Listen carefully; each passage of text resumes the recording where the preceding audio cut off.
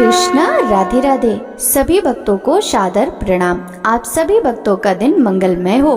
भगवान महादेव की कृपा सदा सर्वदा आप सभी के जीवन पर बनी रहे। भक्तों, आज रसपान कीजिए शिव महापुराण के तीसरे अध्याय की कथा। भक्तों, आज के इस अध्याय में देवी उमा एवं भगवान शिव का प्राकट्य एवं उपदेश देना, श्री हरि को सृष्टि की रक्षा का भार एवं त्रिदेव को आयुर्बल देना, शिव पूजन की विधि तथा फल प्राप्ति, देवताओं को उपदेश देना, शिव पूजन की श्रेष्ठ विधि, पुष्पों द्वारा शिव पूजा का महात्म्य, सृष्टि का वर्णन, सृष्टि की उत्पत्ति की कथा, पापी गुड़ निधि की कथा, गुड़ निधि को मोक्ष की प्राप्ति, गुड़ निधि को कुबेर पद की प्राप्ति, भगवान शिव का कैलाश पर्वत पर गमन, सती चरित्र, शिव पार्वती चरित्र, कामदेव को ब्रह्मा जी द्वारा शाप देना, कामरती का विवाह की कथा का श्रवण करेंगे।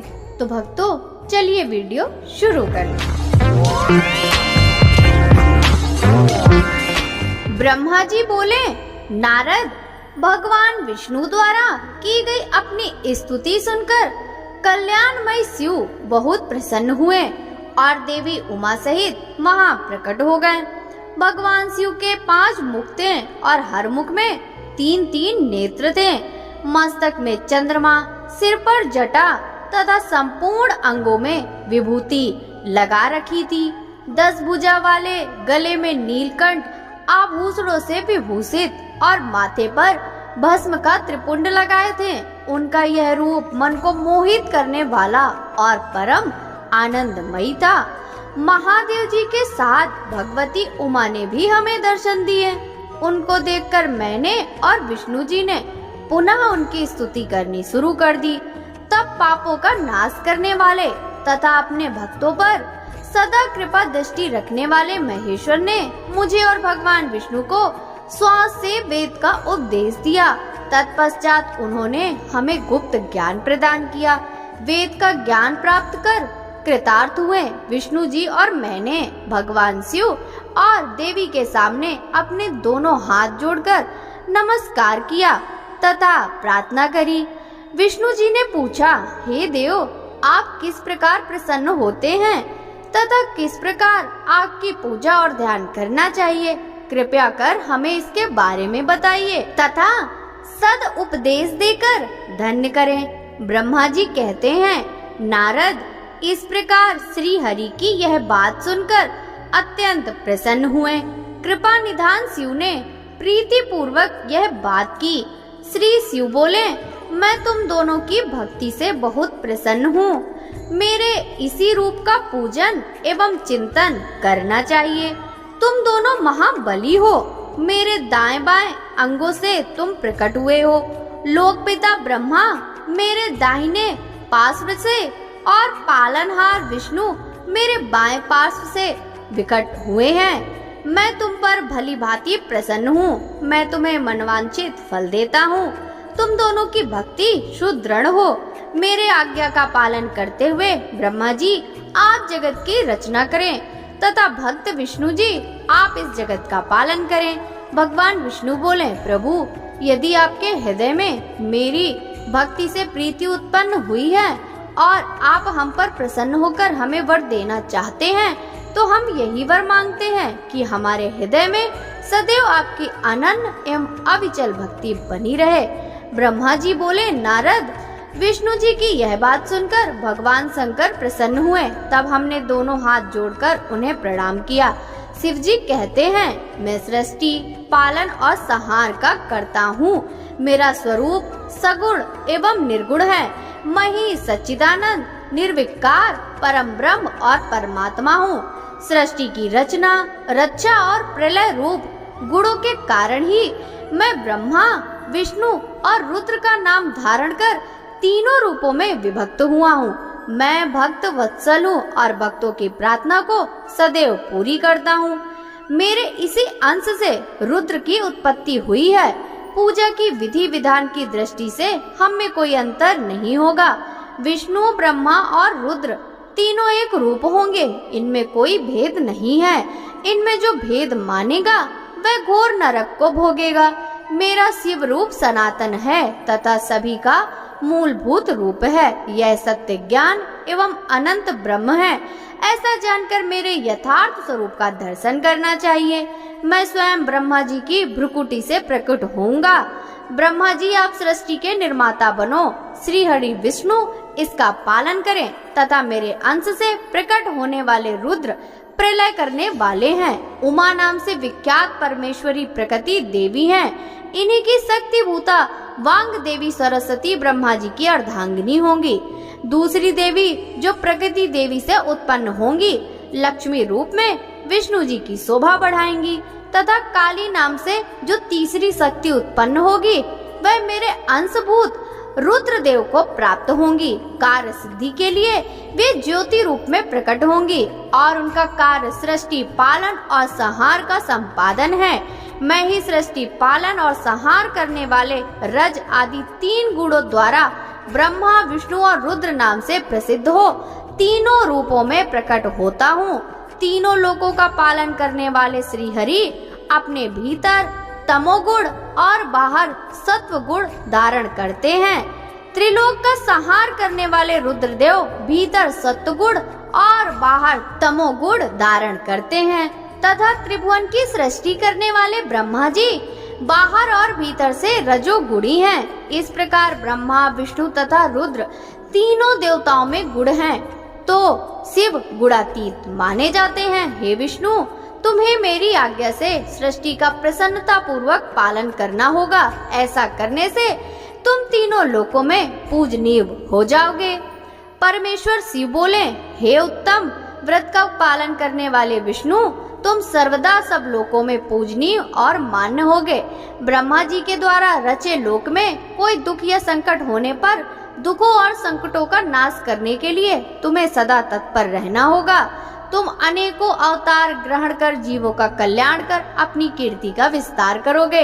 मैं तुम्हारे कार्यों में तुम्हारी सहायता करूंगा और तुम्हारे शत्रुओं का नाश करूंगा।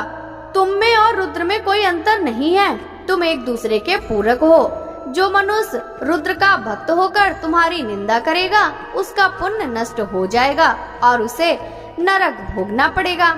मनुष्य को तुम भोग और मोक्ष प्रदान करने वाले और उनके परम पूज्य देव होकर उनका निग्रह, अनुग्रह आदि करोगे।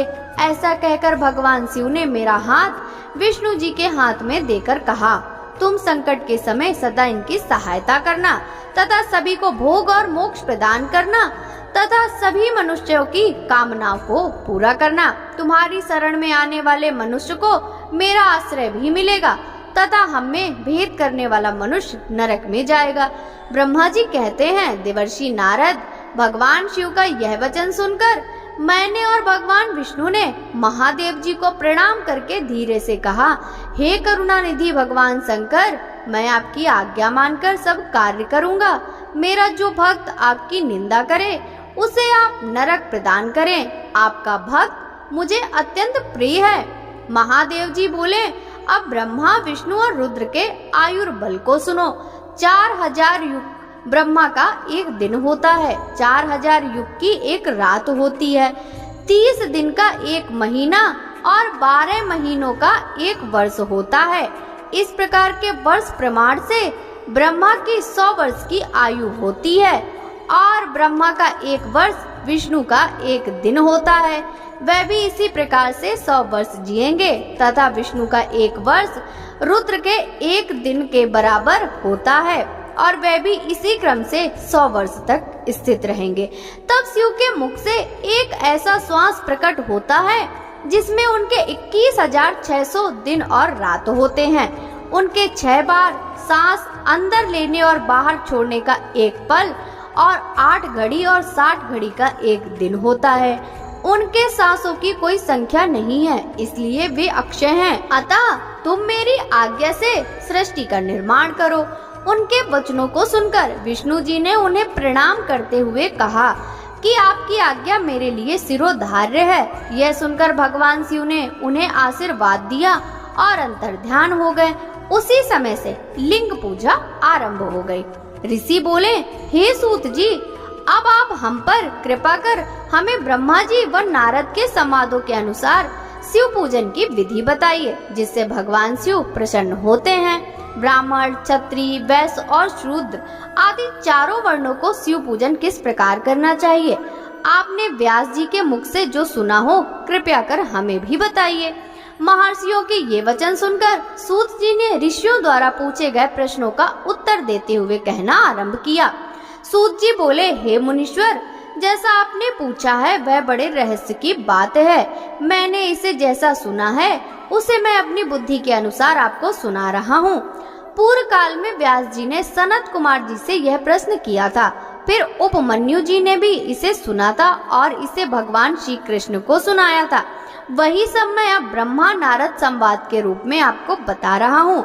ब्रह्मा जी ने कहा, भगवान शिव की भक्ति सुखमय, निर्मल एवं सनातन रूप है तथा समस्त मन वांछित फलों को देने वाली है। यह दरिद्रता, रोग, दुख तथा शत्रु द्वारा दी गई पीड़ा का नाश करने वाली है। जब तक मनुष्य भगवान शिव का पूजन नहीं करता और उनकी शरण में नहीं जाता तब तक ही उसे दरिद्रता, दुख, रोग और शत्रु जनित पीड़ा ये चारों प्रकार के पाप दुखी करते हैं। भगवान शिव की पूजा करते ही ये दुख समाप्त हो जाते हैं और अक्षय सुखों की प्राप्ति होती है। वह सभी भोगों को प्राप्त कर अंत में मोक्ष प्राप्त करता है। शिव जी का पूजन करने वालों को धन, संतान और सुख की प्राप्ति होती है। ब्राह्मण, क्षत्रिय, वैश्य और शूद्रों को सभी कामनाओं तथा प्रयोजन की सिद्धि के लिए विधि अनुसार पूजा उपासना करनी चाहिए। ब्रह्म मुहूर्त में उठकर गुरु तथा शिव का स्मरण करके तीर्थों का चिंतन एवं भगवान विष्णु का ध्यान करें। फिर मेरा स्मरण चिंतन करके स्तोत्र पाठ पूर्वक शंकर जी का विधि पूर्वक नाम लें। तत्पश्चात उठकर शौच क्रिया करने के लिए दक्षिण दिशा में जाएं तथा मलमूत्र त्याग करें। ब्राह्मण की गुदा की शुद्धि के लिए उसमें 5 बार शुद्ध मिट्टी का लेप करें और धोएं। क्षत्रिय 4 बार, वैश्य 3 बार और शूद्र 2 बार यही क्रम करें। तत्पश्चात बाएं हाथ में 10 बार और दोनों हाथों में 7 बार मिट्टी लगाकर धोएं। प्रत्येक पैर में 3-3 बार मिट्टी लगाएं। स्त्रियों को भी इसी प्रकार क्रम करते हुए शुद्ध मिट्टी से हाथ पैर धोने चाहिए। ब्राह्मण को 12 अंगुल, क्षत्रियों को 11, वैश्य को 10 और शूद्र को 9 अंगुल की दातून करनी चाहिए। षष्ठी, अमावस्या, नवमी व्रत के दिन, सूर्यास्त के समय, रविवार और श्राद्ध के दिन दातून ना करें। दातून के पश्चात जलाशय में जाकर स्नान करें तथा विशेष देश काल आने पर मंत्रोच्चारण पूर्वक स्नान करें। फिर एकांत स्थान पर बैठकर विधि पूर्वक संध्या करें तथा इसके उपरांत विधि विधान से शिव पूजन का कार्य आरंभ करें। तदुपरांत मन को सुस्थिर करके पूजा गृह में प्रवेश करें तथा आसन पर बैठे सर्वप्रथम गणेश जी का पूजन करें। उसके उपरांत शिव जी की स्थापना करें। 3 बार आचमन कर 3 प्राणायाम करते समय त्रिनेत्रधारी शिव का ध्यान करें। महादेव जी के 5 मुख, 10 भुजाएं और जिनकी स्फटिक के समान उज्जवल कांति है, सब प्रकार के आभूषण उनके श्री अंगों को विभूषित करते हैं तथा वे बाघांबर बांधे हुए हैं। फिर प्रणव मंत्र अर्थात ओंकार से शिव जी की पूजा आरंभ करें। पाद्य, अर्घ और आचमन के लिए पात्रों को तैयार करें। 9 कलश स्थापित करें और उन्हें कुशाओं से ढककर रखें। कुशाओं को जल से लेकर ही सबका प्रक्षालन करें। तत्पश्चात सभी कलशों में शीतल जल डालें। खस और चंदन को पाद्य पात्र में रखें। चमेली के फूल, शीतल चीनी, कपूर, बड़ की जड़ तथा तमाल का चूर्ण बना लें और आचमनी के पात्र में डालें। इलायची और चंदन को सभी पात्रों में डालें। देवाधिदेव महादेव जी के सामने नंदीश्वर का पूजन करें। गंध, धूप तथा दीपों द्वारा भगवान शिव की आराधना करें। सद्धो जातम प्रपद्धामि मंत्र से शिव जी का आवाहन करें। ओम वाम देवाय नमः मंत्र द्वारा भगवान महेश्वर को आसन पर स्थापित करें। फिर ईशाना स्वर विद्या नाम मंत्र से आराध्य देव का पूजन करें। पात और आचमनी अर्पित कर अर्घ्य दे। तत्पश्चात गंध और चंदन मिले हुए जल से भगवान शिव को विधि पूर्वक स्नान कराएं। तत्पश्चात पंचामृत से भगवान शिव को स्नान कराएं। पंचामृत के पांचों तत्वों दूध, दही, शहद, गन्ने का रस तथा घी से नहलाकर महादेव जी के प्रणव मंत्र को बोलते हुए उनका अभिषेक करें। जल पात्रों में शुद्ध एवं शीतल जल लें। सर्वप्रथम महादेव जी के लिंग पर कुश, अपामार्ग, कपूर, चमेली, चंपा, गुलाब, सफेद कनेर, बेला, कमल और उत्पल पुष्पों एवं चंदन को चढ़ाकर पूजा करें। उन पर अनवरत जल की धारा गिरने की भी व्यवस्था करें। जल से भरे पात्रों से महेश्वर को नहलाएं। मंत्रों से भी पूजा करनी चाहिए। ऐसी पूजा समस्त अभीष्ट फलों को देने वाली है। पावमान मंत्र, रुद्र मंत्र, नील रुद्र मंत्र, पुरुष सूक्त, श्री सूक्त, अथर्व शीस मंत्र, शांति मंत्र, भारुंड मंत्र, स्थंतर साम, महामृत्युंजय मंत्र एवं पंचाक्षर मंत्रों से पूजन करें। शिवलिंग कर 1 सहस्त्र 100 जलधाराएं गिराने की व्यवस्था करें। स्फटिक के समान निर्मल, अविनाशी, सर्वलोकमय परम देव जो आरंभ और अंत से हीन तथा रोगियों के औषधि के समान हैं, जिन्हें शिव के नाम से पहचाना जाता है एवं जो शिवलिंग के रूप में विख्यात हैं, उन भगवान शिव के मस्तक पर धूप, दीप, नैवेद्य और तांबूल आदि मंत्रों द्वारा अर्पित करें। अर्घ देकर भगवान शिव के चरणों में फूल अर्पित करें। फिर महेश्वर को प्रणाम कर आत्मा से शिव जी की आराधना करें और प्रार्थना करते समय हाथ में फूल लें। भगवान शिव से क्षमा याचना करते हुए कहें, हे कल्याणकारी शिव, मैंने अनजाने में अथवा जानबूझकर जो जप तप पूजा आदि सत्कर्म किए हों, आपकी कृपा से वे सफल हों। हर्षित मन से शिव जी को फूल अर्पित करें। स्वस्ति वाचन कर अनेक आशीर्वाद ग्रहण करें। भगवान शिव से प्रार्थना करें कि प्रत्येक जन्म में मेरी शिव में भक्ति हो तथा शिव ही मेरे शरण दाता हो। इस प्रकार परम भक्ति से उनका पूजन करें। फिर सपरिवार भगवान को नमस्कार करें। जो मनुष्य भक्ति पूर्वक प्रतिदिन भगवान शिव की पूजा करता है, उसे सब सिद्धियां प्राप्त होती हैं। उसे मनवांछित फलों की प्राप्ति होती है। उसके सभी रोग, दुख, दर्द और कष्ट समाप्त हो जाते हैं। भगवान शिव की कृपा से उपासक का कल्याण होता है। भगवान शंकर की पूजा से मनुष्यों में सद्गुणों की वृद्धि होती है। यह सब जानकर नारद अत्यंत प्रसन्न होते हुए अपने पिता ब्रह्मा जी को धन्यवाद देते हुए बोले कि आपने मुझ पर कृपा कर मुझे शिव पूजन की अमृत विधि बताई है। शिव भक्ति समस्त भोग और मोक्ष प्रदान करने वाली है। नारद जी बोले, ब्रह्मा जी आप धन्य हैं, क्योंकि आपने अपनी बुद्धि को शिव चरणों में लगा रखा है। कृपा कर इस आनंदमय विषय का वर्णन सविस्तार पुनः कीजिए। ब्रह्मा जी ने कहा, हे नारद, एक समय की बात है, मैंने सब ओर से देवताओं और ऋषियों को बुलाया और क्षीर सागर के तट पर भगवान विष्णु की स्तुति कर उन्हें प्रसन्न किया। भगवान विष्णु प्रसन्न होकर बोले, हे ब्रह्मा जी, आप अन्य देवगणों, आप यहाँ क्यों पधारे हैं? आपके मन में क्या इच्छा है? आप अपनी समस्या बताइए, मैं निश्चय ही उसे दूर करने का प्रयत्न करूँगा। यह सुनकर ब्रह्मा जी बोले, हे भगवान, दुखों को दूर करने के लिए किस देवता की सेवा करनी चाहिए? तथा भगवान विष्णु ने उनके प्रश्न का उत्तर देते हुए कहा, हे ब्राह्मण, भगवान शिव शंकर ही सब दुखों को दूर करने वाले हैं। सुख की कामना करने वाले मनुष्य को उनकी भक्ति में सदैव लगे रहना चाहिए। उन्हें में ही मन लगाएं, उन्हीं का ही चिंतन करें। जो मनुष्य शिव भक्ति में लीन रहता है, उसके मन में वे विराजमान है, वह मनुष्य कभी दुखी नहीं हो सकता। पूर्व जन्म में किए गए पुण्य एवं शिव भक्ति से ही पुरुषों को सुंदर भवन, आभूषणों से विभूषित स्त्रियां, मन का संतोष, धन संपदा, स्वस्थ शरीर, पुत्र पौत्र, अलौकिक प्रतिष्ठा, स्वर्ग के सुख एवं मोक्ष प्राप्त होता है। जो स्त्री या पुरुष प्रतिदिन भक्ति पूर्वक शिवलिंग की पूजा करता है, उसको हर जगह सफलता प्राप्त होती है। वह पापों के बंधन से छूट जाता है। ब्रह्मा जी एवं अन्य गणों ने भगवान विष्णु के उपदेश को ध्यान पूर्वक सुना। भगवान विष्णु को प्रणाम कर कामनाओं की पूर्ति हेतु उन्होंने शिवलिंग की प्रार्थना की। तब श्री विष्णु ने विश्वकर्मा को बुलाकर कहा, हे मुने, तुम मेरी आज्ञा से देवताओं के लिए शिवलिंगों का निर्माण करो। तब विश्वकर्मा ने मेरी और श्रीहरि की आज्ञा को मानते हुए देवताओं के लिए उनके अनुसार लिंगों का निर्माण कर उन्हें प्रदान किया। मुनि श्रेष्ठ नारद, सभी देवताओं को प्राप्त शिवलिंगों के विषय में सुनो। सभी देवता अपने द्वारा प्राप्त लिंग की पूजा उपासना करने लगे।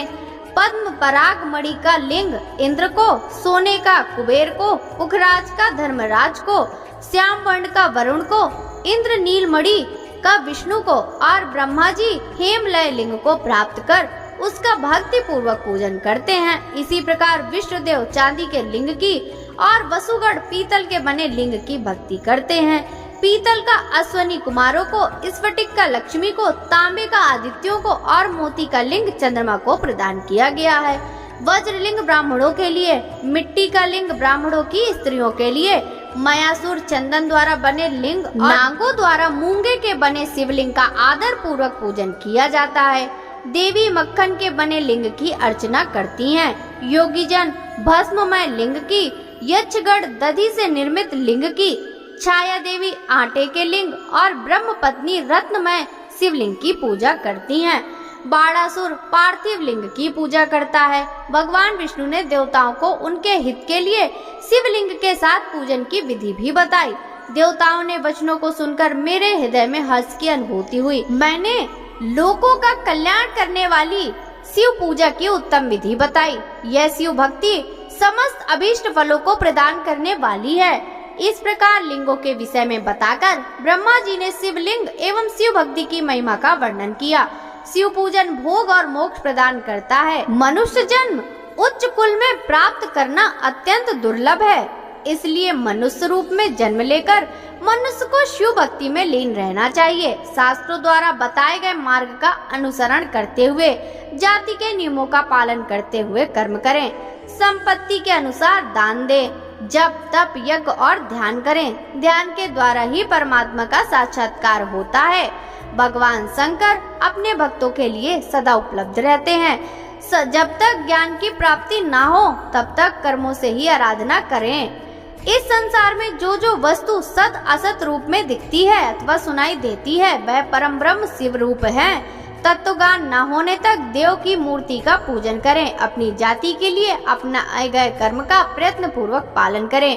आराध्य देव का पूजन श्रद्धा पूर्वक करें, क्योंकि पूजन और दान से ही हमारी सभी विघ्न व बाधाएं दूर होती हैं। जिस प्रकार मैले कपड़े पर रंग अच्छे से नहीं चढ़ता परंतु साफ कपड़े पर अच्छी तरह से चढ़ता है, उसी प्रकार देवताओं की पूजा अर्चना से मनुष्य का शरीर पूर्णतया निर्मल हो जाता है। उस ज्ञान का रंग चढ़ता है और भेदभाव आदि बंधनों से छूट जाता है।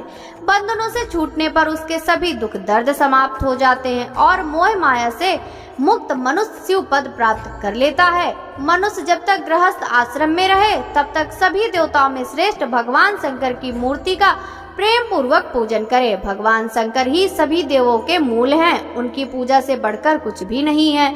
जिस प्रकार वृक्ष की जड़ में पानी सींचने पर जड़ एवं शाखाएं सभी तृप्त हो जाती हैं, उसी प्रकार भगवान शिव की भक्ति है। अतः मनवांछित फलों की प्राप्ति के लिए शिव जी की पूजा करनी चाहिए। अभीष्ट फलों की प्राप्ति तथा सिद्धि के लिए समस्त प्राणियों को सदैव लोक कल्याणकारी भगवान शिव का पूजन करना चाहिए। ब्रह्मा जी कहते हैं, हे नारद, अब मैं शिव पूजन की सर्वोत्तम विधि बताता हूँ। यह विधि समस्त अभीष्ट तथा सुखों को प्रदान करने वाली है। उपासक ब्रह्म मुहूर्त में उठकर जगदम्बा पार्वती और भगवान शिव का स्मरण करें। दोनों हाथ जोड़कर उनके सामने सिर झुकाकर भक्ति पूर्वक प्रार्थना करें। हे देवेश उठिए, हे त्रिलोकीनाथ उठिए, मेरे हृदय में निवास करने वाले देव उठिए और पूरे ब्रह्मांड का मंगल करिए। हे प्रभु, मैं धर्म अधर्म को नहीं जानता हूँ, आपकी प्रेरणा से ही मैं कार्य करता हूँ। फिर गुरु चरणों का ध्यान करते हुए कमरे से निकलकर शौच आदि से निवृत्त हो। मिट्टी और जल से देह को शुद्ध करें। दोनों हाथों और पैरों को धोकर दातून करें तथा 16 बार जल की अंजलियों से मुंह को धोएं। ये कार्य सूर्योदय से पूर्व ही करें। हे देवताओं और ऋषियों, षष्ठी, प्रतिपदा, अमावस्या, नवमी और रविवार के दिन दातून ना करें। नदी अथवा घर में समय से स्नान करें। मनुष्य को देश और काल के विरुद्ध स्नान नहीं करना चाहिए। रविवार, श्राद्ध, संक्रांति, ग्रहण, महादान और उपवास वाले दिन गर्म जल से स्नान ना करें। क्रम के वारों को देखकर ही तेल लगाएं। जो मनुष्य नियम पूर्वक रोज तेल लगाता है उसके लिए तेल लगाना किसी दिन भी दूषित नहीं है। सरसों के तेल को ग्रहण के दिन प्रयोग में ना लाएं। इसके उपरांत स्नान पूर्व या उत्तर की ओर मुख करके करें। स्नान के उपरांत स्वच्छ अर्थात धुले हुए वस्त्र को धारण करें। दूसरे के पहने हुए अथवा रात में सोते समय पहने वस्त्रों को बिना धुले धारण ना करें। स्नान के बाद पितरों एवं देवताओं को प्रसन्न करने हेतु तर्पण करें। उसके बाद धुले हुए वस्त्र धारण करें और आचमन करें। पूजा हेतु स्थान को गोबर आदि से लीपकर शुद्ध करें। वहाँ लकड़ी के आसन की व्यवस्था करें। ऐसा आसन अभीष्ट फल देने वाला होता है। उस आसन पर बिछाने के लिए मेघ अर्थात हिरण की खाल की व्यवस्था करें। उस पर बैठकर भस्म से त्रिपुंड लगाएं। त्रिपुंड से जप तप तथा दान सफल होता है। त्रिपुंड लगाकर रुद्राक्ष धारण करें। तत्पश्चात मंत्रों का उच्चारण करते हुए आचमन करें। पूजा सामग्री को एकत्र कर फिर जल, गंध और अक्षत के पात्र को दाहिने भाग में रखें। फिर गुरु की आज्ञा लेकर और उनका ध्यान करते हुए सपरिवार शिव का पूजन करें। विघ्न विनाशक गणेश जी की बुद्धि सिद्धि सहित पूजन करें। ओम गणपते नमः का जाप करके उन्हें नमस्कार करें तथा क्षमा याचना करें। कार्तिकेय एवं गणेश जी का एक साथ पूजन करें तथा उन्हें बारंबार नमस्कार करें। फिर द्वार पर स्थित लंबोदर नामक द्वारपाल की पूजा करें। तत्पश्चात भगवती देवी की पूजा करें। चंदन, कुमकुम, धूप, दीप और नैवेद्य से शिव जी का पूजन करें। प्रेम पूर्वक नमस्कार करें। अपने घर में मिट्टी, सोना, चांदी, धातु या अन्य किसी धातु से शिव की प्रतिमा बनाएं। भक्ति पूर्वक शिव जी की पूजा कर उन्हें नमस्कार करें। मिट्टी का शिवलिंग बनाकर विधि पूर्वक उनकी स्थापना करें तथा उसकी प्राण प्रतिष्ठा करें। घर में भी मंत्रोच्चारण करते हुए पूजा करनी चाहिए। पूजा उत्तर की ओर मुख करके करनी चाहिए। आसन पर बैठकर गुरु को नमस्कार करें। अर्घ्य पात्र से शिवलिंग पर जल चढ़ाएं। शांत मन से पूर्ण श्रद्धा अवगत होकर महादेव जी का आवाहन इस प्रकार करें, जो कैलाश के शिखर पर निवास करते हैं और पार्वती देवी के पति हैं, जिनके स्वरूप का वर्णन शास्त्रों में है, जो समस्त देवताओं के लिए पूजित हैं, जिनके 5 मुख, 10 हाथ तथा प्रत्येक मुख पर 3-3 नेत्र हैं, जो सिर पर चंद्रमा का मुकुट और जटा धारण किए हुए हैं, जिनका रंग कपूर के समान है, जो बाघ की खाल बांधते हैं, जिनके गले में वासुकी नामक नाग लिपटा है, जो सभी मनुष्यों को शरण देते हैं और सभी भक्तगण जिनकी जय जयकार करते हैं, जिनका सभी वेद और शास्त्रों में गुणगान किया गया है। ब्रह्मा विष्णु जिनकी स्तुति करते हैं, जो परम आनंद देने वाले तथा भक्त वत्सल हैं, ऐसे देवों को देव महादेव भगवान शिव जी का मैं आवाहन करता हूँ। इस प्रकार आवाहन करने के पश्चात उनका आसन स्थापित करें। आसन के बाद शिव जी को पाद और अर्घ्य दें। पंचामृत द्रव्यों के द्वारा शिवलिंग को स्नान कराएं तथा मंत्रों सहित द्रव्य अर्पित करें। स्नान के पश्चात सुगंधित चंदन का लेप करें तथा सुगंधित जलधारा से उनका अभिषेक करें। फिर आचमन कर जल दें और वस्त्र अर्पित करें। मंत्रों द्वारा भगवान शिव को तिल, जौ, गेहूं, मूंग और उड़द अर्पित करें। पुष्प चढ़ाएं। शिव जी के प्रत्येक मुख पर कमल, शतपत्र, शंख पुष्प, कुश पुष्प, धतूरा, मंदार, द्रोण पुष्प, तुलसी दल तथा बेलपत्र, कमल, छत्रपत्र चढ़ाकर पराभक्ति से महेश्वर की पूजा करें। बेल पत्र समर्पित करने से शिव की पूजा सफल होती है। तत्पश्चात सुगंधित चूर्ण तथा सुवासित तेल बड़े हर्ष के साथ भगवान शिव को अर्पित करें। गुग्गुल और अगरू की धूप दें। घी का दीपक जलाएं। प्रभु शंकर, आपको हम नमस्कार करते हैं। आप अर्घ को स्वीकार करें। मुझे रूप दीजिए, यश दीजिए और भोग और मोक्ष रूपी फल प्रदान कीजिए। यह कहकर अर्घ अर्पित करें। नैवेद्य व तांबूल अर्पित करें। 5 बत्ती की आरती करें। 4 बार पैरों में, 2 बार नाभि के सामने, 1 बार मुख के सामने तथा संपूर्ण शरीर में 7 बार आरती दिखाएं। तत्पश्चात शिव जी की परिक्रमा करें। हे प्रभु शिव शंकर, मैंने अज्ञान से अथवा जानबूझकर जो पूजन किया है वह आपकी कृपा से सफल हो। हे भगवान, मेरे प्राण आप में लगे हैं। मेरा मन सदा आपका ही चिंतन करता है। हे गौरीनाथ भूतनाथ, आप मुझ पर प्रसन्न होइए। प्रभु, जिनके पैर लड़खड़ाते हैं उनका आप ही एकमात्र सहारा हैं। जिन्होंने कोई भी अपराध किया है उनके लिए आप ही शरणदाता हैं। आप प्रार्थना करके पुष्पांजलि अर्पित करें तथा पुनः भगवान शिव को नमस्कार करें। देवेश्वर प्रभु, अब आप परिवार सहित अपने स्थान को पधारें तथा जब पूजा का समय हो तब वहाँ पुनः पधारें। इस प्रकार भगवान शंकर की प्रार्थना करते हुए उनका विसर्जन करें और उस जल को अपने हृदय में लगाकर मस्तक पर लगाएं। हे महर्षियों, इस प्रकार मैंने आपको शिव पूजन की सर्वोत्तम विधि बता दी जो भोग और मोक्ष प्रदान करने वाली है। ऋषिगण बोले, हे ब्रह्मा जी, आप सर्वश्रेष्ठ हैं। आपने हम पर कृपा कर शिव पूजन की सर्वोत्तम विधि का वर्णन हमसे किया, जिसे सुनकर हम सब कृतार्थ हो गए।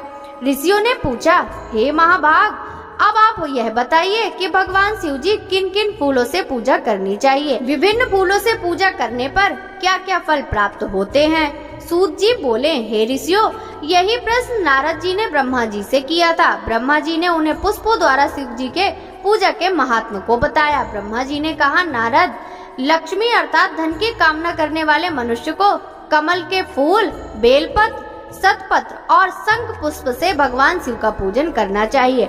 1,00,000 पुष्पों द्वारा भगवान शिव की पूजा होने पर सभी पापों का नाश होता है और लक्ष्मी की प्राप्ति होती है। 1,00,000 फूलों से शिव जी की पूजा करने से मनुष्य को संपूर्ण अभीष्ट फलों की प्राप्ति होती है। जिनके मन में कोई कामना ना हो वह उपासक इस पूजन से शिव स्वरूप को प्राप्त हो जाता है। मृत्युंजय मंत्र से 5,00,000 जाप पूरे होने पर महादेव के स्वरूप के दर्शन हो जाते हैं। 1,00,000 जाप से शरीर की शुद्धि होती है। दूसरे लाख के जाप से पहले जन्म की बातें याद आ जाती हैं। तीसरे लाख जाप के पूर्ण होने पर इच्छा की गई सभी वस्तुओं की प्राप्ति हो जाती है। चौथे लाख जाप पूर्ण होने पर भगवान शिव सपनों में दर्शन देते हैं। 5वां लाख जाप पूरा होने पर वे प्रत्यक्ष दर्शन देते हैं। मृत्युंजय मंत्र के 10,00,000 जाप करने से संपूर्ण फलों की सिद्धि होती है। मोक्ष की कामना करने वाले मनुष्य को 1,00,000 दूर्वा से शिव जी का पूजन करना चाहिए। आयु की इच्छा रखने वाले मनुष्य को 1,00,000 दूर्वाओं से शिव जी का पूजन करना चाहिए। पुत्र की इच्छा रखने वाले मनुष्य को 1,00,000 धतूरे के फूलों से पूजन करना चाहिए। पूजन में लाल डंठल वाले धतूरों को शुभदायक माना जाता है। यश की प्राप्ति के लिए 1,00,000 अगस्त के फूलों से पूजा करनी चाहिए। तुलसी दल द्वारा शिव जी की पूजा करने से भोग और मोक्ष की प्राप्ति होती है। जवा कुसुम के 1,00,000 फूलों से पूजन करने पर शत्रुओं की मृत्यु होती है। 1,00,000 करवीर के फूलों से पूजन करने पर समस्त रोगों का नाश होता है। दोपहरिया के फूलों से पूजन से आभूषण तथा चमेली के फूलों से पूजन करने से वाहन की प्राप्ति होती है। अलसी के फूलों से शिव जी का पूजन करने से विष्णु जी भी प्रसन्न होते हैं। बेलों के फूलों से अर्घ देने पर अच्छे जीवन साथी की प्राप्ति होती है। जूही के फूलों से पूजन करने पर घर में धन संपदा का वास होता है तथा अन्न के भंडार भी बढ़ जाते हैं। कनेर के फूलों से पूजा करने पर वस्त्रों की प्राप्ति होती है। सेदुआरी और शेफालिका के फूलों से पूजन करने पर मन निर्मल हो जाता है। हर श्रृंगार के फूलों से पूजन करने पर सुख संपत्ति की वृद्धि होती है। राई के 1,00,000 फूलों से पूजन करने पर शत्रुओं पर मृत्यु को प्राप्त होते हैं। चंपा और केवड़े के फूलों से शिव पूजन नहीं करना चाहिए। ये दोनों फूल महादेव के पूजन के अयोग्य होते हैं। इसके अलावा सभी फूलों का पूजा में उपयोग किया जाता है। महादेव जी चावल चढ़ाने से लक्ष्मी की प्राप्ति होती है। ये चावल अखंडित होने चाहिए। उन्हें विधि पूर्वक अर्पित करें। रुद्र प्रधान मंत्र से पूजन करते हुए शिवलिंग पर वस्त्र अर्पित करें। गंध, पुष्प और श्रीफल चढ़ाकर धूप दीप से पूजन करने से पूजा का पूरा फल प्राप्त होता है। उसी प्रांगण में 12 ब्राह्मणों को भोजन कराएं। इससे सांगोपांग पूजन संपन्न होता है। 1,00,000 तिलों से शिव जी का पूजन करने पर समस्त दुखों और क्लेशों का नाश होता है। जौ के दाने चढ़ाने पर स्वर्गीय सुख की प्राप्ति होती है। गेहूं के बने भोजन से 1,00,000 बार शिव का पूजन करने से संतान की प्राप्ति होती है। मूंग से पूजन करने पर उपासक को धर्म, अर्थ और काम मोक्ष की प्राप्ति होती है। तथा वह पूजा समस्त सुखों को देने वाली है। उपासक को निष्काम होकर मोक्ष की प्राप्ति के लिए भगवान शिव की पूजा करनी चाहिए। भक्ति भाव से विधि पूर्वक शिव की पूजा करके जल धारा समर्पित करनी चाहिए। शतरुद्री मंत्र से 11 रुद्र जप, सूक्त, षडंग, महामृत्युंजय और गायत्री मंत्र में नमः लगाकर नामों से अथवा प्रणव ओम मंत्र द्वारा शास्त्रोक्त मंत्र से जलधारा शिवलिंग पर चढ़ाएं। धारा पूजन से संतान की प्राप्ति होती है। सुख और संतान की वृद्धि के लिए जलधारा का उत्तम महत्व होता है। उपासक को भस्म धारण प्रेम पूर्वक शुभ एवं दिव्य द्रवों द्वारा शिव पूजन करे। उनके सहस्त्र नामों का जाप करते हुए शिवलिंग पर घी की धारा चढ़ानी चाहिए। इससे वंश का विस्तार होता है। 10,000 मंत्रों द्वारा इस प्रकार किया गया पूजन रोगों को समाप्त करता है तथा मन वांछित फल की प्राप्ति होती है। नपुंसक पुरुष को शिव जी का पूजन घी से करना चाहिए।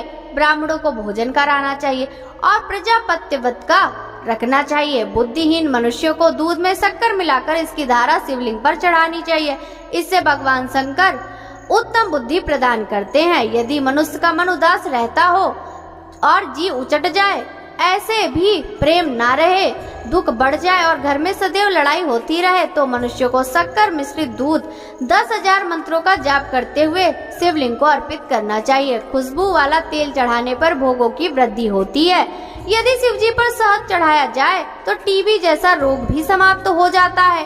शिव जी का गन्ने का रस चढ़ाने से आनंद की प्राप्ति होती है। गंगा जल को चढ़ाने से भोग और मोक्ष की प्राप्ति होती है। उपरोक्त वस्तुओं को अर्पित करते समय महामृत्युंजय मंत्र के 10,000 जाप करने चाहिए। 11 ब्राह्मणों को भोजन कराना चाहिए। इस प्रकार शिव जी की विधिवत सहित पूजा करने से पुत्र पौत्र आदि सहित सब सुखों को भोगकर अंत में शिवलोक की प्राप्ति होती है।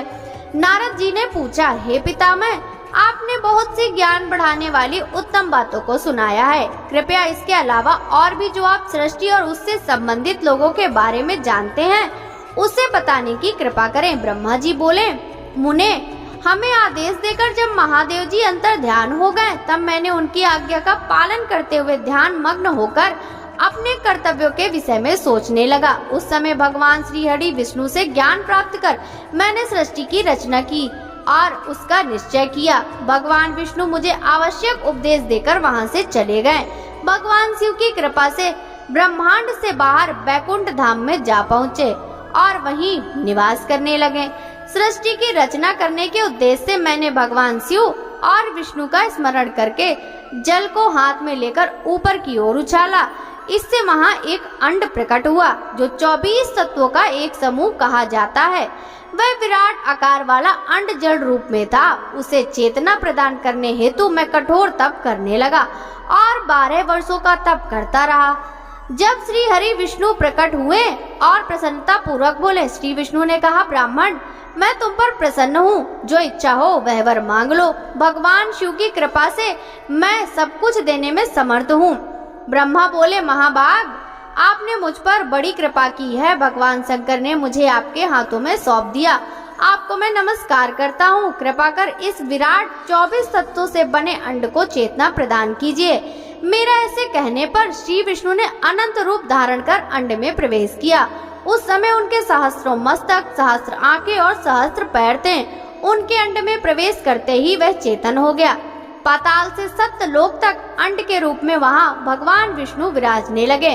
अंड में विराजमान होने के कारण विष्णु जी वैराज पुरुष कहलाए। पंचमुख महादेव ने अपने निवास हेतु कैलाश नगर का निर्माण कराया। देवर्षि, संपूर्ण ब्रह्मांड का नाश होने पर भी बैकुंठ और कैलाश अमर रहेंगे, अर्थात इनका नाश नहीं हो सकता। महादेव जी की आज्ञा से मुझ में सृष्टि की रचना करने की इच्छा उत्पन्न हुई। अनजाने में ही मुझसे तमोगुणी सृष्टि की उत्पत्ति हुई, जिसमें अविद्या पंचक कहते हैं। इसके पश्चात शिव की आज्ञा से स्थावर संज्ञक वृक्ष, जिसे पहला सर्ग कहते हैं, का निर्माण हुआ, परंतु पुरुषार्थ का साधक नहीं था। अतः दूसरा सर्ग तिर्यक श्रोता प्रकट हुआ। यह दुखों से भरा हुआ था। तब ब्रह्मा जी द्वारा ऊर्ध्व श्रोता नामक तीसरे सर्ग की रचना हुई। यह सात्विक सर्ग देव सर्ग के नाम से प्रसिद्ध हुआ। यह सर्ग सत्यवादी तथा परम सुखदायक है। इसकी रचना के उपरांत मैंने शिव चिंतन आरंभ कर दिया। तब एक रजोगुणी सृष्टि का आरंभ हुआ जो अवार्क श्रोता नाम से विख्यात हुआ। इसके बाद मैंने 5 विकृत सृष्टि और 3 प्राकृत सर्गों को जन्म दिया। पहला महत्व, दूसरा भूतों और तीसरा वैकारिक सर्ग है। इसके अलावा 5 विकृत सर्ग हैं। दोनों को मिलाकर कुल 8 सर्ग हैं। 9वां कौमार्ग सर्ग है जिससे सनत सनंदन कुमारों की रचना हुई है। सनत आदि मेरे 4 मानस पुत्र हैं जो ब्रह्मा के समान है। वे महान व्रत का पालन करने वाले हैं। वे संसार से विमुख एवं ज्ञानी हैं। उनका मन शिव चिंतन में लगा रहता है। मुनि नारद मेरी आज्ञा पाकर भी उन्होंने सृष्टि के कार्य में मन नहीं लगाया। इससे मुझ में क्रोध प्रवेश कर गया। तब भगवान विष्णु ने मुझे समझाया और भगवान शिव की तपस्या करने के लिए कहा। मेरी घोर तपस्या से मेरी भौहों और नाक के मध्य से महेश्वर की 3 मूर्तियां प्रकट हुई जो पूर्णांश, सर्वेश्वर एवं दया सागर थी और भगवान शिव का अर्धनारीश्वर रूप प्रकट हुआ। जन्म मरण से रहित परम तेजस्वी सर्वज्ञ नीलकंठ साक्षात उमा वल्लभ भगवान महादेव के साक्षात दर्शन कर मैं धन्य हो गया।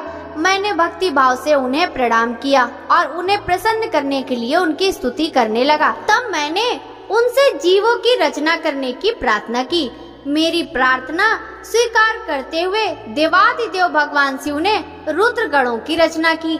तब मैंने उनसे पुनः कहा, देवेश्वर शिव शंकर, अब आप संसार की मोह माया में लिप्त ऐसे जीवों की रचना करें जो मृत्यु और जन्म के बंधन में बंधे हों। यह सुनकर महादेव जी हंसते हुए कहने लगे।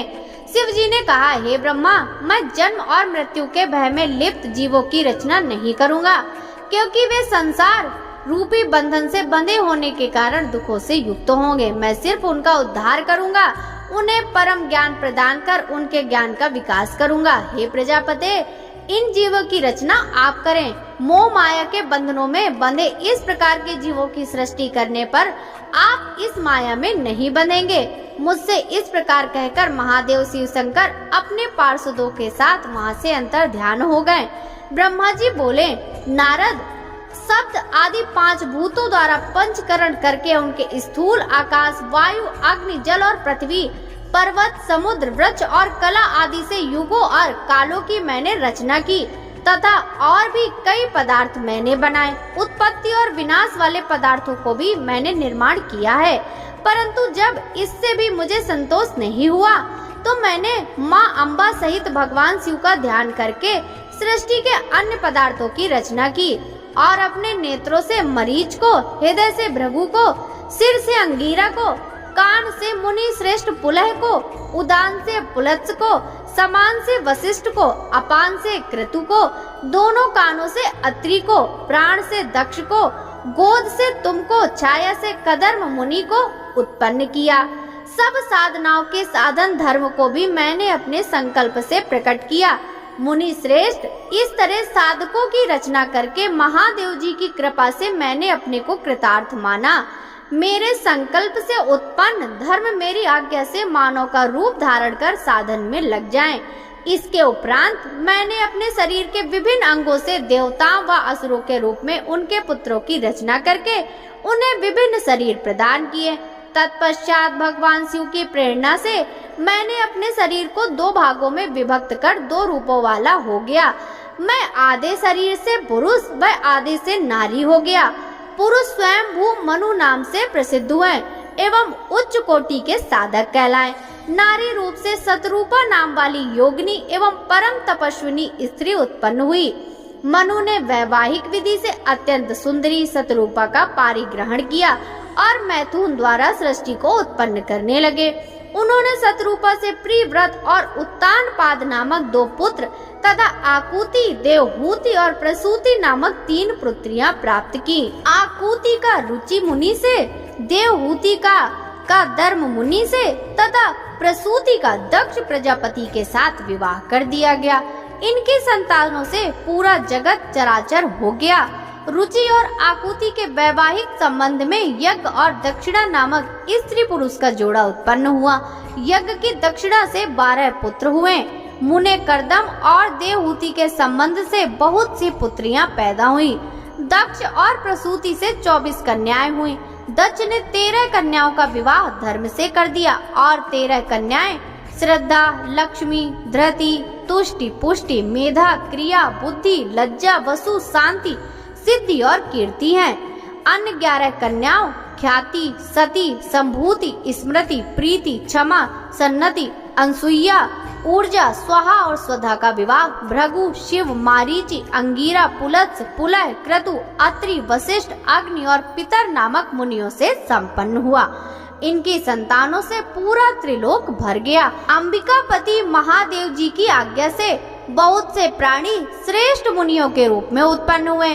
कल्प भेद से दक्ष की 60 कन्याएं हुए। उनमें से 10 कन्याओं का विवाह धर्म से, 27 का चंद्रमा से, 13 कन्याओं का विवाह कश्यप ऋषि से संपन्न हुआ। नारद उन्होंने 4 कन्याएं अरिष्ट नेमि को ब्याह दी। भृगु, अंगिरा और कुशाश्व से 2-2 कन्याओं का विवाह कर दिया। कश्यप ऋषि की संतानों ने संपूर्ण त्रिलोक आलोकित है। देवता, ऋषि, दैत्य, वृक्ष, पक्षी, पर्वत तथा लताएं आदि कश्यप पत्नियों से पैदा हुए हैं। इस तरह भगवान शंकर की आज्ञा से ब्रह्मा ने पूरी सृष्टि की रचना की। सर्वव्यापी शिवजी द्वारा तपस्या के लिए प्रकट देवी, जिन्हें रुद्रदेव ने त्रिशूल के अग्रभाग पर रखकर उनकी रक्षा की, वे सती देवी ही दक्ष से प्रकट हुई थी। उन्होंने भक्तों का उद्धार करने के लिए अनेक लीलाएं की। इस प्रकार देवी शिवा ही सती के रूप में भगवान शंकर की अर्धांगिनी बनी। परंतु अपने पिता के यज्ञ में अपने पति का अपमान देखकर उन्होंने अपने शरीर को यज्ञ की अग्नि में भस्म कर दिया। देवताओं की प्रार्थना पर ही वे माँ सती पार्वती के रूप में प्रकट हुई और कठिन तपस्या करके उन्होंने पुनः भगवान भोलेनाथ को प्राप्त कर लिया। वे इस संसार में कालिका, चंडिका, भद्रा, चामुंडा, विजया, जया, जयंती, भद्रकाली, दुर्गा, भगवती, कामाख्या, कामदा, अम्बा, मृडानी और सर्वमंगला आदि नामों से पूजी जाती हैं। देवी के ये नाम भोग और मोक्ष देने वाले हैं। मुनि नारद, इस प्रकार मैंने तुम्हें सृष्टि की उत्पत्ति की कथा सुनाई। पूरा ब्रह्मांड भगवान शिव की आज्ञा से मेरे द्वारा रचा गया है।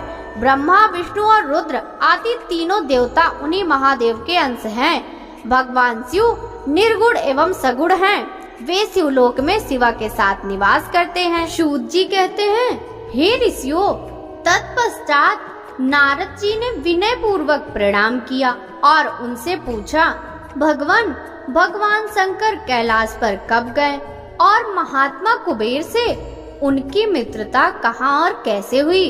प्रभु शिव जी कैलाश पर क्या करते हैं? कृपया कर मुझे बताइए।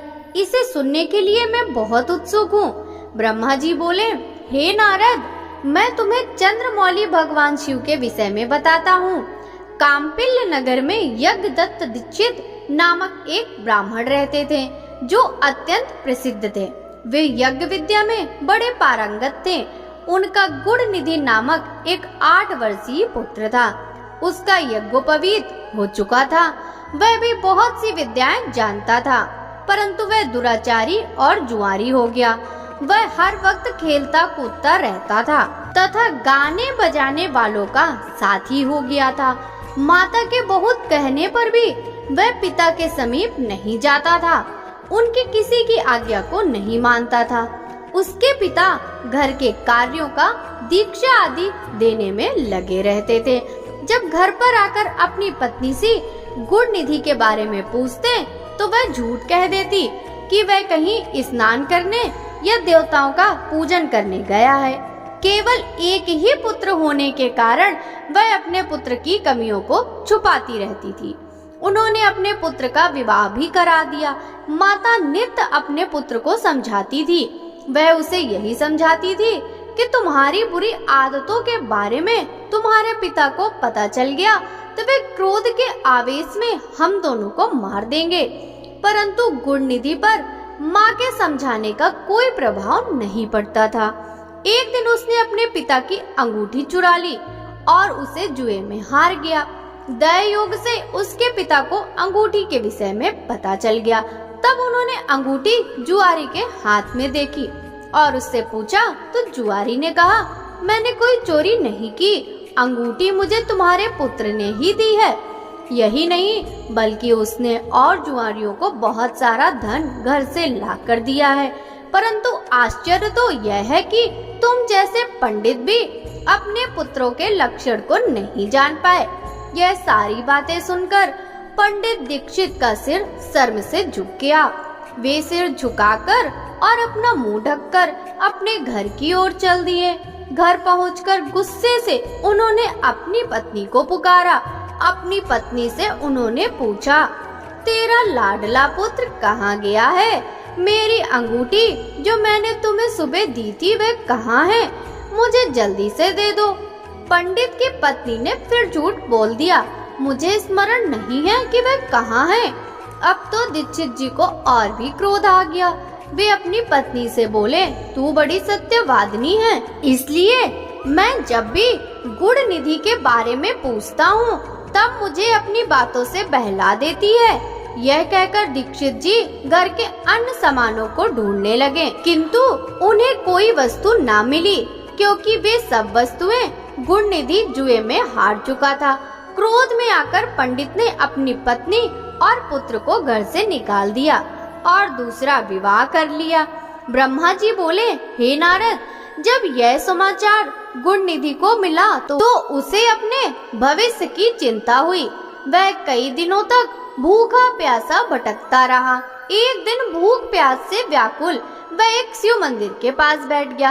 एक शिव भक्त अपने परिवार सहित शिव पूजन के लिए विविध सामग्री लेकर वहां आया था। उसने परिवार सहित भगवान शिव का विधि विधान से पूजन किया और नाना प्रकार के पकवान शिवलिंग पर चढ़ाए।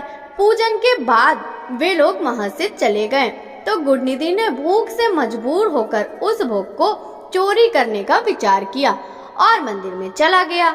उस समय अंधेरा हो चुका था, इसलिए उसने अपने वस्त्र को जलाकर उजाला किया। यह मानो उसने भगवान शिव के सम्मुख दीप जलाकर दीप दान किया था। जैसे ही वह सब भोग उठाकर भागने लगा, उसके पैरों की धमक से लोगों को पता चल गया कि उसने मंदिर में चोरी की। सभी उसे पकड़ने के लिए दौड़े और उसका पीछा करने लगे।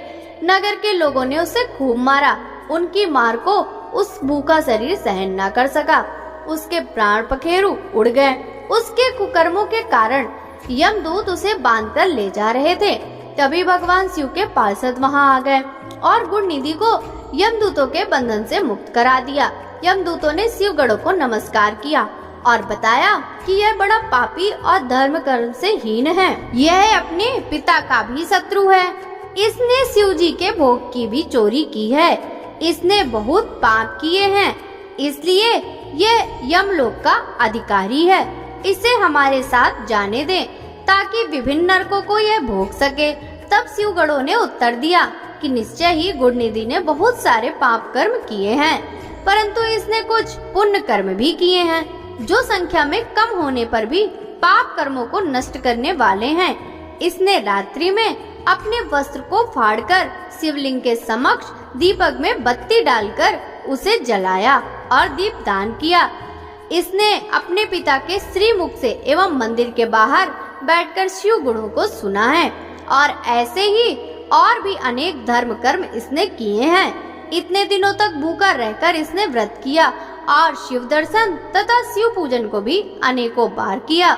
इसलिए यह हमारे साथ शिवलोक को जाएगा, वहाँ कुछ दिनों तक निवास करेगा। जब इसके संपूर्ण पापों का नाश हो जाएगा तो भगवान शिव की कृपा से यह कलिंग देश का राजा बनेगा। अतः यमदूतों, तुम अपने लोक को लौट जाओ। यह सुनकर यमदूत यमलोक को चले गए। उन्होंने यमराज को इस विषय में सूचना दी और यमराज ने इसको प्रसन्नता पूर्वक स्वीकार कर लिया। तत्पश्चात गुड़ निधि नामक ब्राह्मण को लेकर शिवगढ़ शिवलोक को चल दिए। कैलाश पर भगवान शिव और देवी उमा विराजमान थे। उसे उनके सामने लाया गया। गुड़ निधि ने भगवान शिव उमा की चरण वंदना की और उनकी स्तुति की। उसने महादेव से अपने किए कर्मों के बारे में क्षमा याचना की। भगवान ने उसे क्षमा प्रदान कर दी। वहाँ शिवलोक में कुछ दिन निवास करने के बाद गुड़ निधि कलिंग देश के राजा अरिंदम के पुत्र दम के रूप में विख्यात हुआ। हे नारद, शिव जी की थोड़ी सी सेवा भी उसके लिए अत्यंत फलदायक हुई। इस गुण निधि के चरित्र को जो कोई पढ़ता अथवा सुनता है उसकी सभी कामनाएं पूरी होती हैं तथा वह मनुष्य सुख शांति प्राप्त करता है। नारद जी ने प्रश्न किया, हे ब्रह्मा जी, अब आप मुझे यह बताइए कि गुण निधि जैसे महापापी मनुष्य को भगवान शिव द्वारा कुबेर पद क्यों और कैसे प्रदान किया गया? हे प्रभु, कृपा कर इस गाथा को भी बताइए। ब्रह्मा जी बोले, नारद, शिवलोक में सारे दिव्य भोगों का उपभोग तथा उमा महेश्वर का सेवन कर वह अगले जन्म में कलिंग के राजा अरिंदम का पुत्र हुआ। उसका नाम दम था। बालक दम की भगवान शंकर में असीम भक्ति थी। वह सदैव शिव जी की पूजा में लगा रहता था। वह अन्य बालकों के साथ मिलकर शिव भजन करता। युवा होने पर उसके पिता अरिंदम की मृत्यु के पश्चात दम को राज सिंहासन पर बैठाया गया। राजा दम सब ओर शिव धर्म का प्रचार और प्रसार करने लगे। वे सभी शिवालयों में दीप दान करते थे। उनकी शिव जी में अनन्य भक्ति थी। उन्होंने अपने राज्य में रहने वाले सभी ग्रामाध्यक्षों को यह आज्ञा दी थी कि शिव मंदिर में दीप दान करना सबके लिए अनिवार्य है। अपने गांव के आसपास जितने भी शिवालय हैं, वहाँ सदा दीप जलाना चाहिए। राजा दम ने आजीवन शिव धर्म का पालन किया। इस तरह वे बड़े धर्मात्मा कहलाए। उन्होंने शिवालयों में बहुत से दीप जलवाए। इसके फलस्वरूप वे दीपों की प्रभा के आश्रय को मृत्यु परांत अलकापुरी के स्वामी बने। ब्रह्मा जी बोले, हे नारद, भगवान शिव का पूजन व उपासना महान फल देने वाली है। दीक्षित के पुत्र गुण निधि ने, जो पूर्ण अधर्मी था, भगवान शिव की कृपा पाकर दिक्पाल का पद पा लिया था। अब मैं तुम्हें उनकी भगवान शिव के साथ मित्रता के विषय में बताता हूँ। नारद, बहुत पहले की बात है। मेरे मानस पुत्र पुलत से विश्वा का जन्म हुआ और विश्वा के पुत्र कुबेर हुए। उन्होंने पूर्व काल में बहुत कठोर तप किया। उन्होंने विश्वकर्मा द्वारा रचित अलकापुरी का उपभोग किया। मेघ वाहन कल्प के आरंभ होने पर वे कुबेर के रूप में घोर तप करने लगे। वे भगवान शिव द्वारा प्रकाशित काशीपुरी में गए और अपने मन के रत्नमय दीपों से 11 रुद्रों को उद्बोधित कर वे तन्मयता से शिव जी के ध्यान में मग्न होकर निश्चल भाव से उनकी उपासना करने लगे। वहाँ उन्होंने शिवलिंग की प्रतिष्ठा की। उत्तम पुष्पों द्वारा शिवलिंग का पूजन किया। कुबेर पूरे मन से तप में लगे थे। उनके पूरे शरीर में केवल हड्डियों का ढांचा और चमड़ी ही बची थी। इस प्रकार उन्होंने 10,000 वर्षों तक तपस्या की। तत्पश्चात भगवान शिव अपनी दिव्य शक्ति उमा के भव्य रूप के साथ कुबेर के पास गए। अलकापति कुबेर मन को एकाग्र कर शिवलिंग के सामने तपस्या में लीन थे। भगवान शिव ने कहा, अलकापते, मैं तुम्हारी भक्ति और तपस्या से प्रसन्न हूँ। तुम मुझसे अपनी इच्छा अनुसार वर मांग सकते हो। यह सुनकर जैसे ही कुबेर ने आंखें खोली तो उन्होंने अपने सामने भगवान नीलकंठ खड़े दिखाई दिए। उनका तेज सूर्य के समान था। उनके मस्तक पर चंद्रमा अपनी चांदनी बिखेर रहा था। उनके तेज से कुबेर की आंखें चौंधिया गई। तत्काल उन्होंने अपनी आंखें बंद कर ली। वे भगवान शिव से बोले, भगवान, मेरे नेत्रों को वह शक्ति दीजिए जिससे मैं आपके चरणार बिंदों का दर्शन कर सकूं। कुबेर की बात सुनकर भगवान शिव ने अपनी हथेली से कुबेर को स्पर्श कर देखने की शक्ति प्रदान की। दिव्य दृष्टि प्राप्त होने पर वे आंखें फाड़ फाड़ कर देवी उमा की ओर देखने लगे। वे सोचने लगे कि भगवान शिव के साथ यह सर्वांग सुंदरी कौन है? इसने कौन सा तप किया है जो इसे भगवान शिव की कृपा से उनका सामीप्य, रूप और सौभाग्य प्राप्त हुआ है। वे देवी उमा को निरंतर देखे जा रहे थे। देवी को घूरने के कारण उनकी बाईं आंख फूट गई। शिव जी ने उमा से कहा, उमे, यह तुम्हारा पुत्र है। यह तुम्हें क्रूर दृष्टि से नहीं देख रहा। यह तुम्हारे तप बल को जानने की कोशिश कर रहा है। फिर भगवान शिव ने कुबेर से कहा, मैं तुम्हारी तपस्या से बहुत प्रसन्न हूँ। मैं तुम्हें वर देता हूँ कि तुम समस्त निधियों और गु शक्तियों के स्वामी हो जाओ। सुव्रतों, यक्षों और किन्नरों के अधिपति होकर तुम धन के दाता बनो। मेरी तुमसे सदा मित्रता रहेगी और मैं तुम्हारे पास सदा निवास करूंगा, अर्थात तुम्हारे स्थान अलकापुरी के पास ही मैं निवास करूंगा। कुबेर, अब तुम अपनी माता उमा के चरणों में प्रणाम करो। ये तुम्हारी माता हैं। ब्रह्मा जी कहते हैं, नारद, इस प्रकार भगवान शिव ने देवी उमा से कहा, हे देवी, यह आपके पुत्र के समान है, इस पर अपनी कृपा करो। यह सुनकर देवी उमा बोली, वत्स, तुम्हारी भगवान शिव में सदैव निर्मल भक्ति बनी रहे। बाई आंख फूट जाने पर भी तुम एक ही पिंगल नेत्र से युक्त रहो। महादेव जी ने जो वर तुम्हें प्रदान किए हैं वे सुलभ हैं। मेरे रूप से ईर्ष्या के कारण तुम कुबेर नाम से प्रसिद्ध होगे। कुबेर को वर देकर भगवान शिव और देवी उमा अपने धाम को चले गए। इस प्रकार भगवान शिव और कुबेर में मित्रता हुई और वे अलकापुरी के निकट कैलाश पर्वत पर निवास करने लगे। नारद जी ने कहा, ब्रह्मा जी, आप धन्य हैं, आपने मुझ पर कृपा कर मुझे इस अमृत कथा के बारे में बताया। निश्चय ही शिव भक्ति दुखों को दूर कर समस्त सुख प्रदान करने वाली है। ब्रह्मा जी बोले, हे नारद मुनि, कुबेर के कैलाश पर्वत पर तप करने से वहाँ पर भगवान शिव का शुभ आगमन हुआ। कुबेर को वर देने वाले विश्वेश्वर शिव जब निधिपति होने का वर देकर अंतर ध्यान हो गए, तब उनके मन में विचार आया कि मैं अपने रुद्र रूप से, जिस जन्म ब्रह्मा जी के ललाट से हुआ था, जो संहारक है, कैलाश पर्वत पर निवास करूंगा। शिव की इच्छा से कैलाश जाने के इच्छुक रुद्रदेव ने बड़े जोर जोर से अपना डमरू बजाना शुरू कर दिया। वह ध्वनि उत्साह बढ़ाने वाली थी। डमरू की ध्वनि तीनों लोकों में गूंज रही थी। उस ध्वनि में सुनने वालों को अपने पास आने का आग्रह था। उस डमरू ध्वनि को सुनकर ब्रह्मा, विष्णु आदि सभी देवता, ऋषि मुनि, वेद शास्त्र को जानने वाले सिद्ध लोग बड़े उत्साहित होकर कैलाश पर्वत पर पहुँचे। साथ ही असंख्य गढ़ों सहित अपनी लाखों करोड़ों भयावनी भूत प्रेतों की सेना के साथ स्वयं शिव जी भी वहां पहुँचे। सभी गढ़पाल सहस्त्रों भुजाओं से युक्त थे। उनके मस्तक पर जटाएं थी। सभी चंद्रचूड़, नीलकंठ और त्रिलोचन थे। हार, कुंडल, केयूर तथा मुकुट से वे अलंकृत थे। भगवान शिव ने विश्वकर्मा को कैलाश पर्वत पर निवास बनाने की आज्ञा दी। अपने व अपने भक्तों के रहने के लिए योग्य आवास तैयार करने का आदेश दिया। विश्वकर्मा ने आज्ञा पाते ही अनेक प्रकार के सुंदर निवास स्थान वहां बना दिए। उत्तम मुहूर्त में उन्होंने वहां प्रवेश किया। इस मधुर बेला पर सभी देवताओं, ऋषि मुनियों और सिद्धों सहित ब्रह्मा और विष्णु जी ने शिव जी और उमा का अभिषेक किया। विभिन्न प्रकार से उनकी पूजा अर्चना और स्तुति की। प्रभु की आरती उतारी। उस समय आकाश में फूलों की वर्षा हुई। इस समय चारों ओर भगवान शिव तथा देवी उमा की जय जयकार हो रही थी। सभी की स्तुति से प्रसन्न होकर भगवान शिव ने उन्हें इच्छा के अनुसार वरदान दिया तथा उन्हें अभीष्ट और मनोवांछित वस्तुएं भेंट की। तत्पश्चात भगवान शंकर की आज्ञा लेकर सभी देवता अपने अपने निवास को चले गए। कुबेर भी भगवान शिव की आज्ञा पाकर अपने स्थान अलकापुरी को चले गए।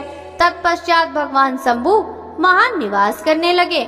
वे योग साधना में लीन होकर ध्यान में मग्न रहते हैं। कुछ समय वहां अकेले निवास करने के बाद उन्होंने दक्ष कन्या देवी सती को पत्नी रूप में प्राप्त कर लिया। देवर्षि अब रुद्र भगवान देवी सती के साथ वहां सुख पूर्वक विहार करने लगे। हे नारद, इस प्रकार मैंने तुम्हें भगवान शिव के रुद्र अवतार का वर्णन और उनके कैलाश पर आगमन की उत्तम कथा सुनाई है। तुम्हें शिव जी व कुबेर की मित्रता और भगवान शिव की विभिन्न लीलाओं के विषयों में बताया है। उनकी भक्ति तीनों लोकों का सुख प्रदान करने वाली तथा मनवांछित फलों को देने वाली है। इस लोक में ही नहीं, परलोक में भी सद्गति प्राप्त होती है। इस कथा को जो भी मनुष्य एकाग्र होकर सुनता या पढ़ता है, वह इस लोक में सुख और भोगों को पाकर मोक्ष को प्राप्त करता है। नारद जी ने ब्रह्मा जी का धन्यवाद किया और उनकी स्तुति की। वे बोले कि प्रभु, आपने मुझे इस अमृत कथा को सुनाया है। आप महाज्ञानी हैं। आप ही सभी की इच्छाओं को पूर्ण करते हैं। मैं आपका आभारी हूँ। शिव चरित्र जैसा श्रेष्ठ ज्ञान आपने मुझे दिया है। हे प्रभु, मैं आपको बारंबार नमन करता हूँ। नारद जी ने पूछा, हे ब्रह्मा जी, आपके श्रीमुख से मंगलकारी एवं अमृतमयी शिव कथा सुनकर मुझे उनके विषय में और अधिक जानने की लालसा उत्पन्न हो गई है। अतः भगवान शिव के बारे में मुझे बताइए। शिव की सृष्टि करने वाले ब्रह्मा जी, मैं सती के विषय में भी जानना चाहता हूँ। सदाशिव योगी होते हुए एक स्त्री के साथ विवाह करके गृहस्थ कैसे हो गए? उन्हें विवाह करने का विचार कैसे आया? जो पहले दक्ष की कन्या थी फिर हिमालय की कन्या हुई, वे सती किस प्रकार शंकर जी को प्राप्त हुई? पार्वती ने किस प्रकार घोर तपस्या की और कैसे उनका विवाह हुआ? कामदेव को भस्म कर देने वाले भगवान शिव के आधे शरीर में वे किस प्रकार स्थान पा सकी? उनका अर्धनारीश्वर रूप क्या है?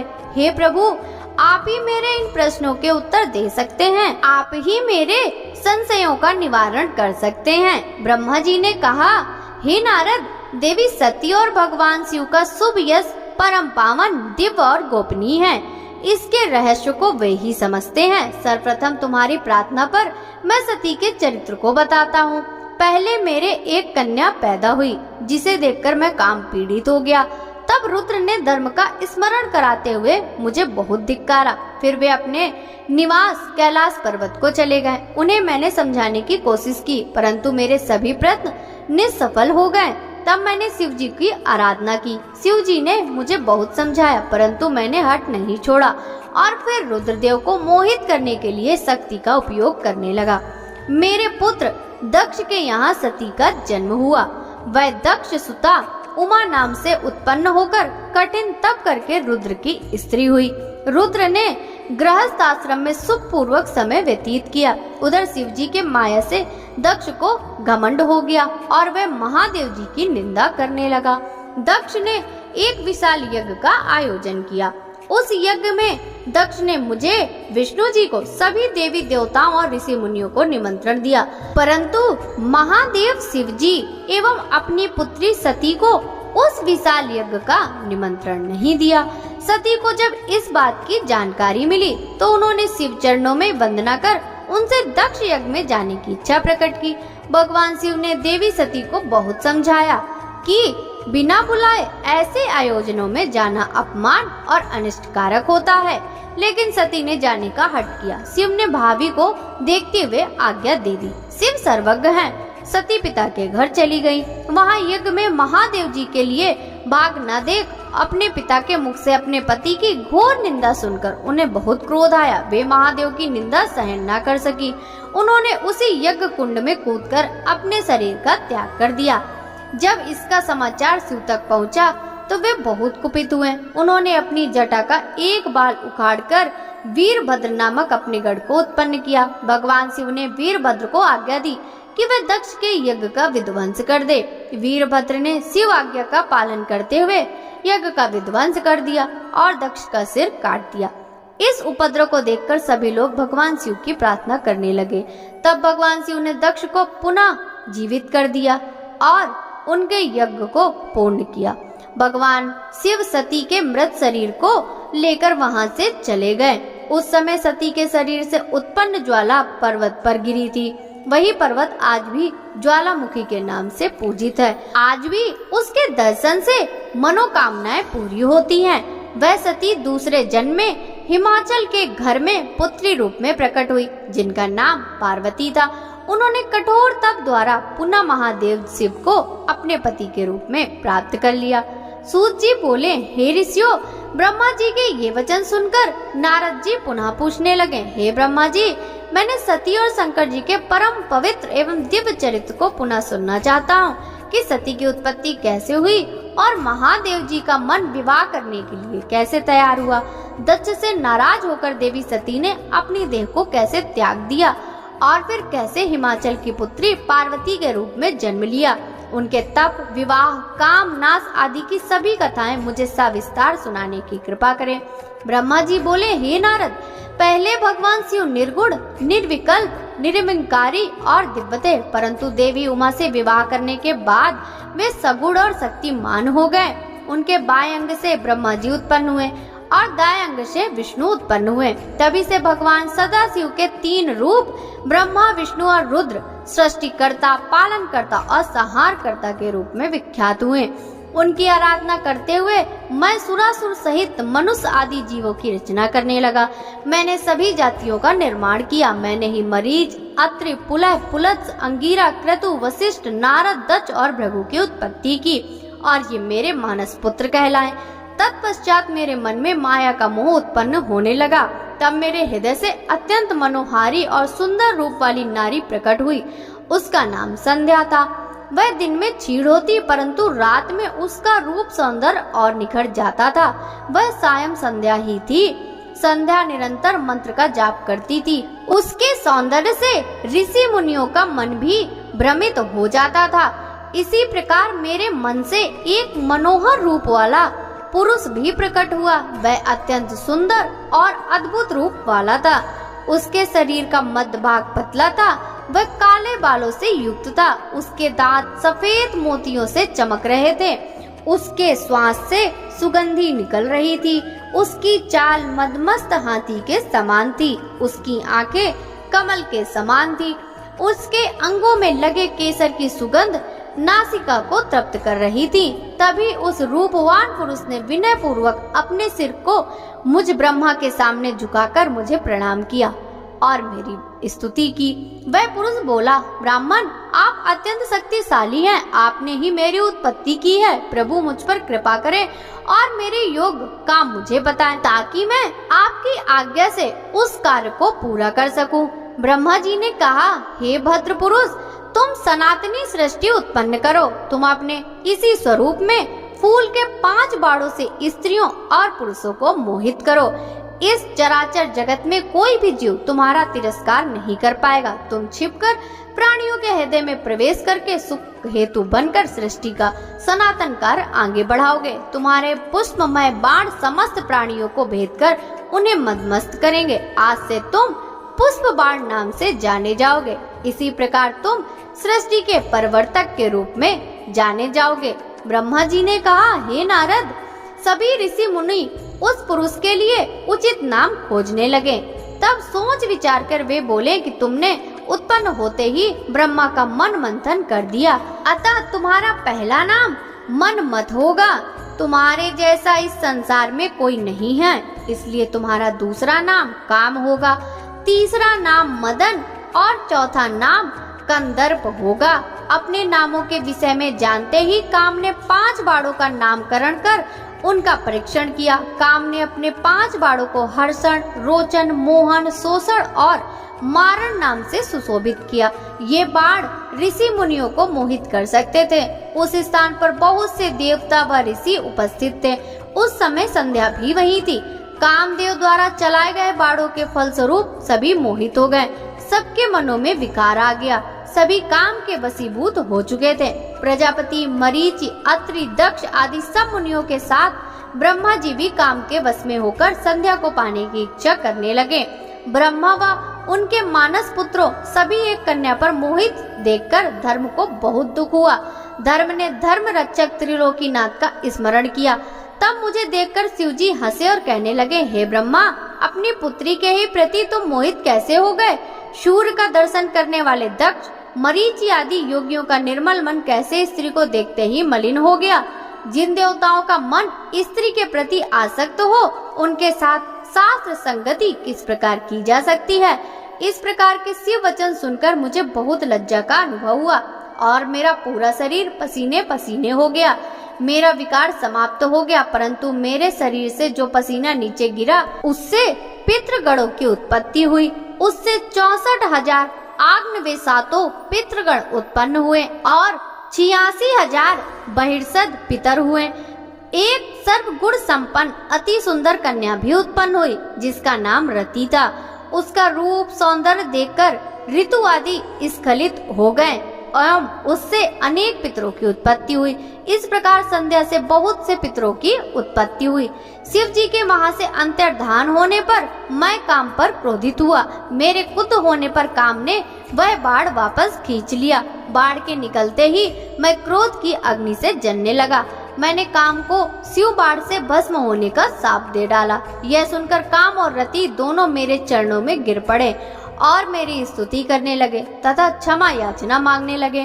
तब काम ने कहा, हे प्रभु, आपने ही तो मुझे वर देते हुए कहा था कि ब्रह्मा, विष्णु, रुद्र समेत सभी देवता, ऋषि, मुनि और मनुष्य तुम्हारे वश में होंगे। मैं तो सिर्फ अपनी उस शक्ति का परीक्षण कर रहा था, इसलिए मैं निरपराध हूँ। प्रभु मुझ पर कृपा करें, इस शाप के प्रभाव को समाप्त करने का उपाय बताएं।